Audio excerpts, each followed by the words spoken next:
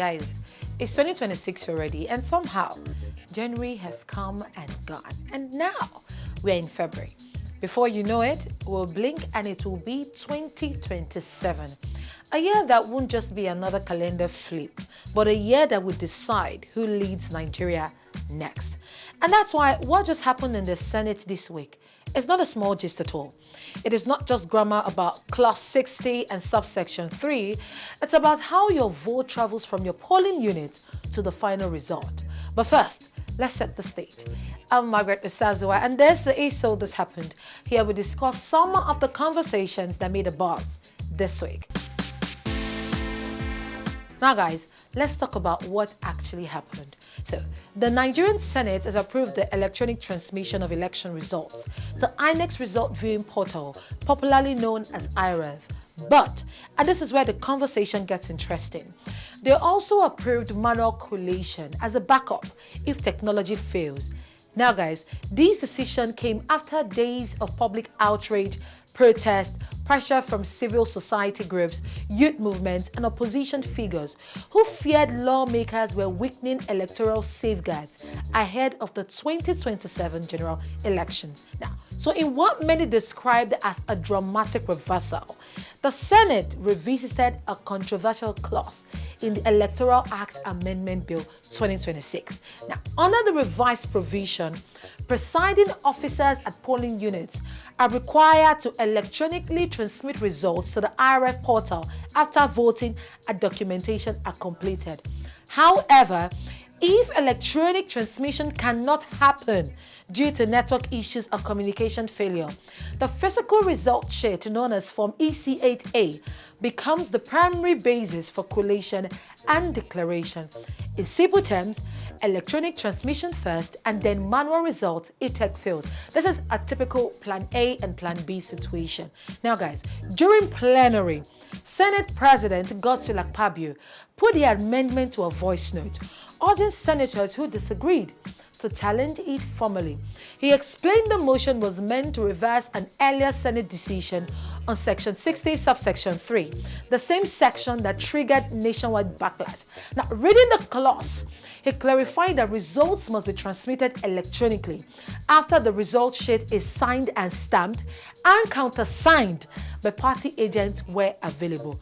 But now to the most debated part, which says that if electronic transmission fails, the manually signed Form EC8A becomes the authoritative result. Now, while the Senate described this as a balanced approach, not everyone is convinced.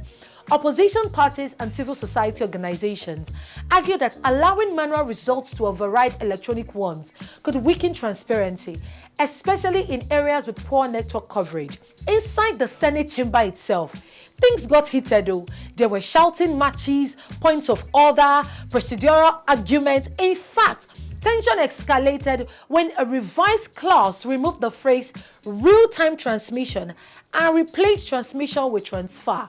I mean, that semantic change, just one phrase, triggered uproar. Because to many lawmakers and observers, real-time transmission is the difference between transparency and potential manipulation. Now, outside the chamber, the political reactions were really not having it. Former Vice President Atiku Abubakar criticized the mixed system, warning it could create confusion for voters and electoral officials. He argued that a single-tier, real-time electronic system would be clearer and more credible. Now, former Rivers State Governor Rotimi Amechi, joining protesters at the National Assembly, said real-time transmission could even save lives, reducing election-related violence. Now, other political figures, including Nasser El-Rufai and Peter Obi, also backed calls for mandatory real-time electronic transmission, insisting it is critical to preventing manipulation and restoring public trust. Now, on the flip side, some lawmakers defended the Senate's decision. Senator Orji Uzo Kalu described it as inclusive, arguing that communities with poor network coverage should not be disenfranchised because of technological limitations. Former Bayelsa Governor Sarah Eke Dixon also questioned the obsession with real-time, noting that Nigeria is not yet practicing electronic voting. Therefore, transmission speed alone does not guarantee transparency.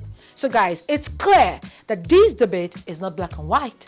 It is layered, technical, political, and deeply emotional for Nigerians. The advantage of this is that first, electronic transmission improves transparency. Now, results uploaded to the IReV allow citizens, in fact observers and parties, to independently verify outcome. Secondly, it reduces physical interference. Less movement of result sheets means fewer opportunities for tampering. Third, the manual backup ensures that elections are not cancelled or delayed in areas with poor connectivity. Now, in a country like ours where network can just disappear like NEPA night, that contingency matters. But there are also disadvantages. Now, allowing manual results to override electronic transmission creates a vulnerability gap, especially in politically sensitive regions. Critics fear it could reopen the door to result manipulation. Now, there is also the trust deficit. Many Nigerians simply feel that anything manual within elections is suspicious. And perception in democracy is almost as powerful as reality. So guys, as Nigeria inches closer to 2027, electoral credibility will remain one of the biggest tests of a democracy. Now, will this mixed transmission system strengthen that trust or weaken it? That's the question. Of course, my answer would be that time and the 2027 elections will tell, but I would like to know your thoughts too. Let's discuss in the comment section below.